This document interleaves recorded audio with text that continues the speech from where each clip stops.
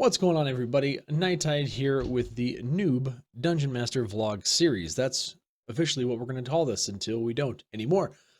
Oh, God, I need a haircut. Anyway, happy quarantine. So, this week, this week we had some interesting things happen. We had our party engage with the Red Brands for the first time and found out what it was like, as did I, to start a scuttlebutt in the center of town. The cool thing that I'm learning as a DM is how much improv, and I know that all the DM videos say improv, improv, improv. You know, you can prep so much, but then improv, improv, improv. And it was cool to me to finally experience that firsthand where I basically said, okay, well, what would happen in this town if you're on the edge of town in a hot spot of some miscreants and they fight with you? You know, there's going to be townspeople around they're going to see. It's not quite super late, and this is a mining town, so there's always people coming in and out and moving about. And even if they're kind of staying away from this side of town, if they see that there's an altercation happening, a good old fashioned Western standoff, you know, they're going to come running and they're going to come see. And if that happens, and this is the group that is kind of controlling the main flow of town as the Red Brands are, it's going to attract the attention of people. And so it was this really quick decision making for me to say, well, do I let them just go on and take on the manor? And I was like, no. You know what? Realistically, I think the town master would come and have a talk with them.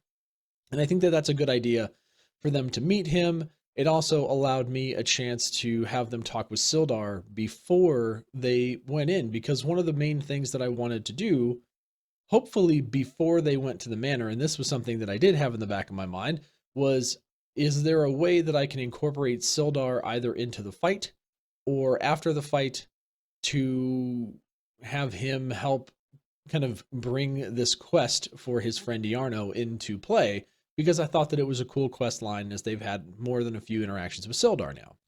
I ended up using the Town Master on the fly and then bringing them back to the Town Master's Hall and having all those conversations with Sildar. The cool thing about all of that, in again the lessons learned I had from all of this stuff as I look back on it, is more about how as you get better at understanding a place, and I took some time over the past few weeks as I've been prepping to prep NPCs and to prep buildings and to prep the town. And as I'm reading the module, I get a feel for how this town is supposed to be, what the politics of the town are, who likes who doesn't like who respects who. How do these people really feel affected by this presence of the Red Brands in their lives? And it gives me the ability to make anything up that I want on the fly. Most of you senior dungeon masters out there, you're probably like, yes, yes, I know. That's part of your job. Congratulations, you're figuring it out. But for me, this is like a big deal because when I look at a module and you say, man, like I look at, again, I bring this up, right? I have the module. I'm like, there's pages and pages and pages and pages of stuff in here.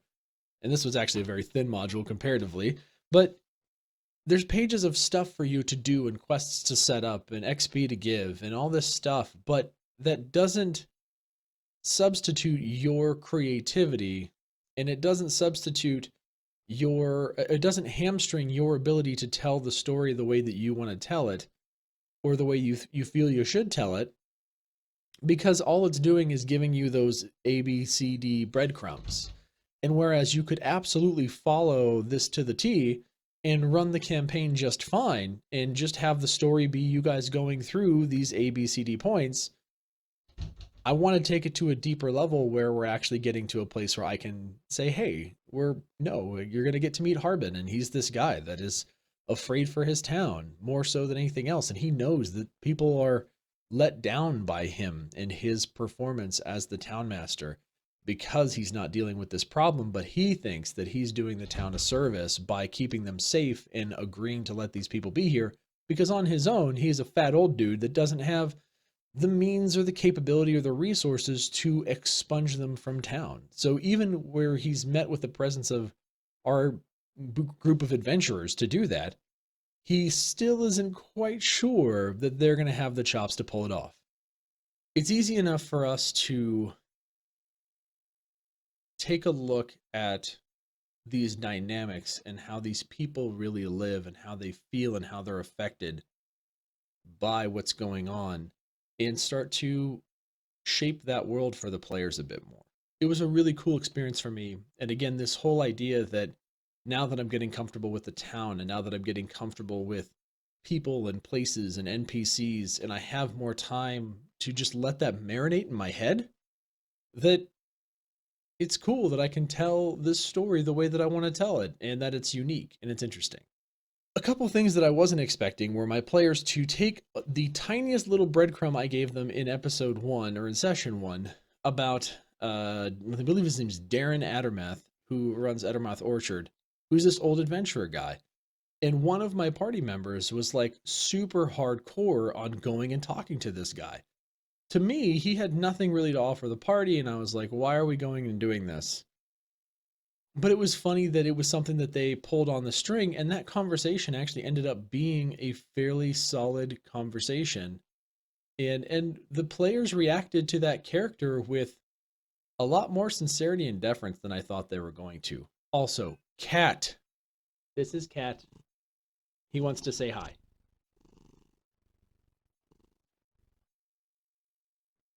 And I was not ready for them to have that conversation. And it just came to show that I was like, oh, I had this description of his cottage where I said, oh, he has these ornate runes on the door. And one of my party members goes, oh, I can read Elvish. What does it say? And I was like, I don't know. I don't know what it says. And I had to make something terrible up. And it was like one of those moments where it just goes to show you again, you think you have everything ready. You think you're making this cool description and saying, oh yeah, you know, it's this really nice thing. And there's elven runes carved on there. Well, what do they say? Damn it. So yeah, I kind of walked into that one. I also was able to weave some backstory of one of my players, and so one of my players had been developing their backstory as we've been going through the process, Bamir, and he provided this to me between session 2 and 3, and I had a chance to look at it, and it was kind of all too interesting.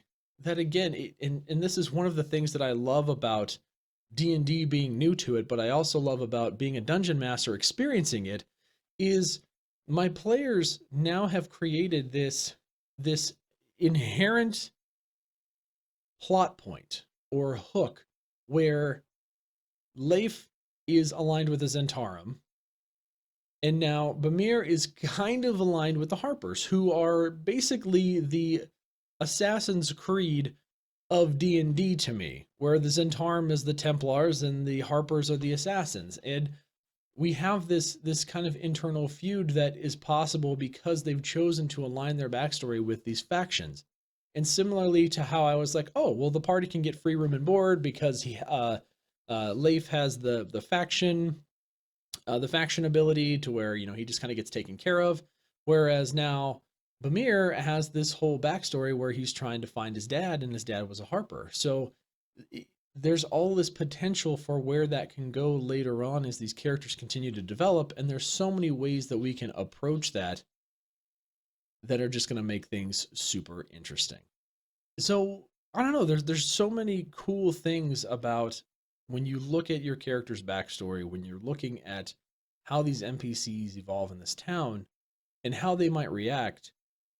My group wanted to try and find a healing potion in town, and I'm like, look, there's no healing. Like, I'm looking on I'm like, I don't see anybody selling healing potions. Sorry, guys, there's not really a healer in town here. You're kind of on your own.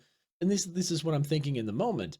And of course, one of them was, well, let's go to the place Barthens, and then, you know, one of the players again goes, oh, well, there's a shrine nearby. Maybe somebody will have a healing potion at a shrine because it's, you know, it's some kind of deity. Maybe they'll have some potions or something. And I was like, yeah, that actually makes sense. Like, okay, good on you.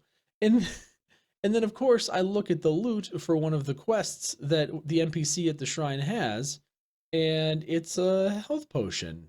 That person also is able to, or is aligned with the Harpers, and kind of get that ball rolling on that faction. Also give us a leg up because I was kind of concerned about them going into this dungeon, despite the fact that they did really well with Cragmaw Hideout. They're also doing extremely well with the cave, dice luck be on their side. They have been thus far doing pretty well in the cave. It's cool to me to see how they are kind of evolving as players. The last thing that I kind of want to talk about this week is that apparently it's a thing, it's a trope for party members to pick up NPCs and want to take them along with them as part of the adventure. Well, it just so happens that the party has done such a thing, and it is the first time it has happened to me on my first campaign, so apparently this happens all the time, and I'm all too happy to let it happen because it's hilarious and amazing and really good character development for one of my characters, and I am very much subscribing to the rule of cool factor when it comes to the game. One of my characters is Ashin is someone that hates goblins. Like they're his main go-to enemy, hates them, can't stand them, everything. And we get into Tressender Manor. We're going through this room, and they take out a pack of bugbears, or a room of 3 bugbears. And there's a goblin that these bugbears have been bullying. Now, this goblin, to the story, really is nothing more than just somebody that has a lot of information about the dungeon layout and potentially a pathway to Cragmaw Castle to continue to move this stuff along. And all this stuff is not spoilers as long as you've already seen the episode. And if you haven't seen the episode, you should totally go check it out here-ish somewhere. So they kill this room, or they clear this room full of bugbears, and there's this goblin that's left there on the floor. And out of nowhere, I kind of come up with, obviously this creature's pathetic, right? And how I end up telling the story about this creature really must have tugged at the heartstrings of my players, because not only did they not just immediately want to kill him, not only did they want to interrogate him, they then started to care for him compassionately. You say, hey, we're a party that has a generally good alignment. Hopefully you're going to do right by these things. They really took a liking to this little goblin and really felt for him, because I described him as basically being a shell of a being. He's so beaten, he's so broken, he's so demoralized that he literally is just fearing for his life out of reflex. It's not even a fact of him wanting to live because he has to go somewhere or do something. He literally is just instinctually breathing at this point. And they were like, oh. And one of my characters gives him an apple. I think I described it as if like giving Dobby a sock. Oh, master, he's given Dobby clothes. But that's how I feel that this character would be. And if he could get over his fear of the party, the game does say to make him like fervently want to help them because he's sick and tired of being, getting his butt kicked. But at the same time, it's this like desire of like, oh, like these people are nice. And then you guys were strong enough to kill these guys, and oh, you killed the thing out there, and oh, like, can I come with you? Are you going to keep me safe? Because you just fed me and beat the crap out of everything that's been harassing me for the past who knows how long. And yeah. And of course, the person that seems to be warming up to him the most, unexpectedly, my player Ashin. And for someone that can't stand goblins, the fact that he's like kind of taken this goblin under his wing and seems to be taking pity on this creature and wants to help him, and it's very out of character for his character, but it demonstrates this character growth, this little kernel of character growth. And we didn't talk about this character at all going into this session. So I know that all of this is happening organically in real time, and is these decisions that these players are making on the fly. And it's just so exciting to me as a DM to see how your players will surprise you. Again, this is all new for me, guys. Like I've never run a campaign before. I've barely played D&D before. I've listened to a good bit of it. I've watched some now, but it's all very new. So for me, this stuff is exciting and is endearing and is wonderful. And I just can't wait to play the next session because, my goodness, I just want to DM more D&D. So yeah, I'm excited. I want to play more. I want to see what my characters do next. So if I had to summarize the takeaways, one, it's getting so much easier to just be comfortable in the story and to be comfortable with ad-libbing and improving as we go with the story and just really letting it see where the players take it, plus a little bit of direction from me versus, you know, me just feeling like I have to run a module now. And that's a very freeing, exciting experience. And on top of that, it's really nice to see how my players are interacting with the world, because they are interacting with the world, which I guess means I'm doing a good enough job of making them care about it to where they want to continue to interact with it, and characters even bring one along with them. So that's going to do it for this vlog. I hope you guys enjoy my insights into the sessions and how this stuff is going along. If you'd like to see more Dungeon Nytes, please come by and stop by the channel, twitch.tv/nighttide. That is my channel on Twitch, right around 10 or 11 p.m. Eastern. We start variably on Saturday nights, and then you can always catch more videos on the channel throughout the week. I'm working on getting myself an upload schedule, so hopefully we have, you know, videos. I'm hoping like Wednesday and Friday, have the session before come out on Wednesday, and then the vlog come out on Friday before the next video. If you guys have an opinion on that, let me know in the comments. I'd love to hear it. If you guys want to see that sooner or a different cadence, I mean, I'll take input. I'm not shy about it. Do make sure to join our Discord. Follow me on Twitter. Follow Dungeon Nytes on Twitter. And we'll see you guys next time. Bye-bye, everybody.